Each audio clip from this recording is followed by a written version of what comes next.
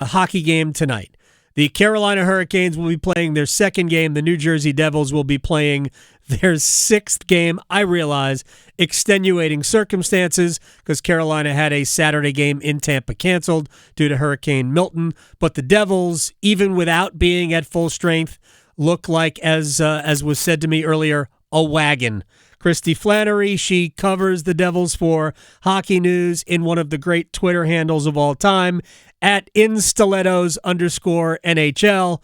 Kristy, how are you? Well, how are you doing? I'm doing very well. I'm glad you are.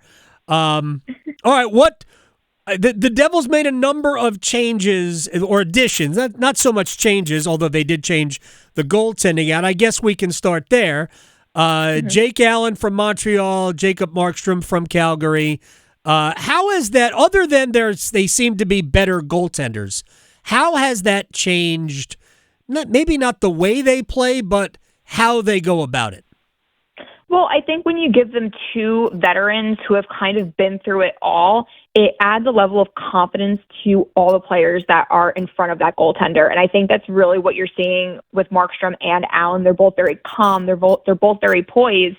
And for me, looking at this team, they didn't need an Igor Shesterkin level goaltender. They needed stability, because when you look at how bad the Devils goaltending has been, I'm one that believes goaltending and defense are extremely intertwined. Yeah. And you're finally seeing good defensive play. You're seeing a better blue line, and you're seeing better goaltending. And I think that's kind of what Devils fans have really seen through the first 5 games. Kristy Flannery covers the Devils for the Hockey News, is joining us here on the Adam Gold Show. Now, unfortunately for Hurricanes fans, we're not going to see one of our favorites in Brett Pesce come back, who signed as a free agent with New Jersey. What I am fascinated by is the opinion piece that you just posted, if I'm not mistaken.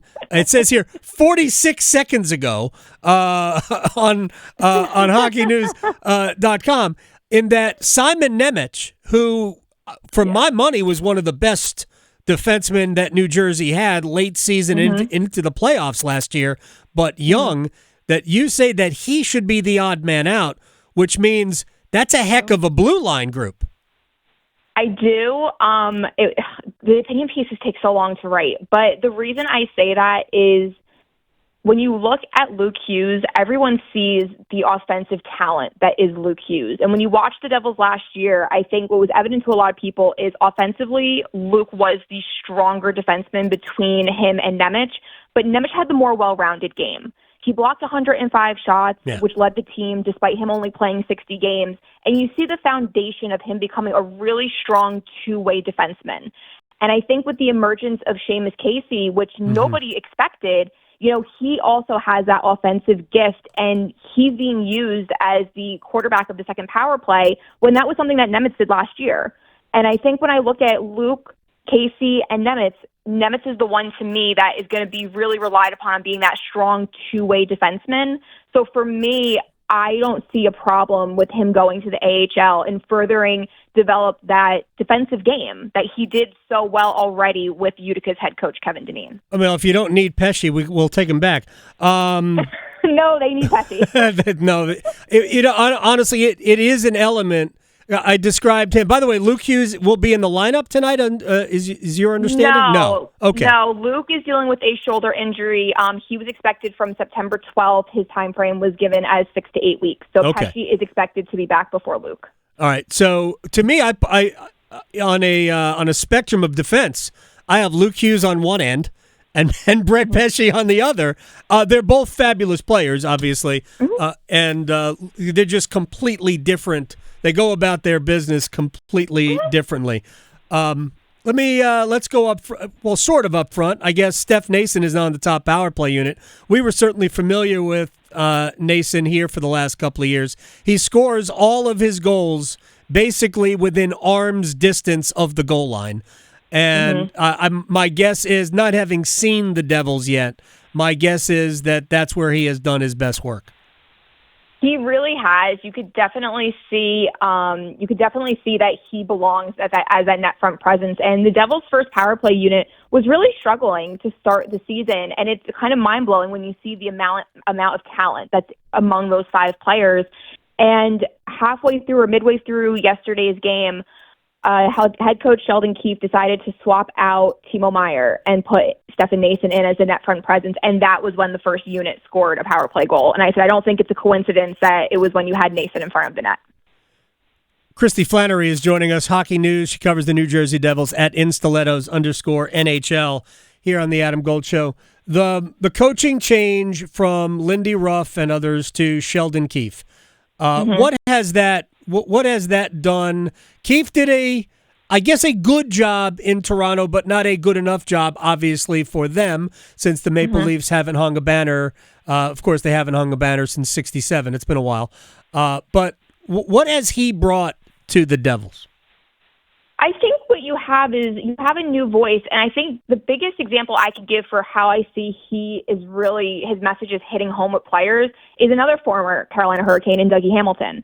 We all know that, throughout the years, Dougie's not known for necessarily a physical play or, blocking shots. Dougie's talent is offense. It's quarterbacking that first power play. And you're seeing more defensive play from Dougie Hamilton. He's buying in. He's blocking shots. I think the one game he had a team leading 6 block shots. At one point he had a team, was leading the defense with 4 hits. And it seems like the team is buying into what Sheldon Keefe is saying. I'll tell you what. And I think that's a big thing. Oh, there's no question. In Dougie's, I think it was his second year here. He probably played better defensively than he has ever played in his career. And then midway through the season, unfortunately, he suffered a leg injury. And that was the year that we lost. The world stopped in the pandemic in March of 2020. But he was playing better defensively that year than he had ever played, and it was noticeable because he's gone through his injury issues for a couple of seasons with the Devils, and maybe it's just now becoming something more comfortable for him. Yeah, I think it is, and I think, we were asking players about, because it's just noticeable seeing how much Dougie has bought into playing in his own zone. And, a lot of the players also said the addition of Brendan Dillon is also he's big. He plays that physical style. And, it's kind of contagious when you have a guy play like that. And that is Dougie Hamilton's partner to start the season. So it could also be a part of, crediting Brendan Dillon for bringing that out in his partner. But you could just tell the Devils are just buying in, and the pieces that Fitzgerald brought in over the summer, they're all making contributions. They said, Fitzgerald recently said about Jonathan Kovacevic and how he's doing better than anybody expected, and it just seems like every move he made has just been paying off in these first 5 games. All right, we'll let you go here. Kristy Flannery, take it easy on us tonight. The Hurricanes need to get a win, so we're asking the Devils to just be nice. Yeah. Thank you so much for having me on. I appreciate it. Kristy, thank you very much. We'll do it again. Kristy Flannery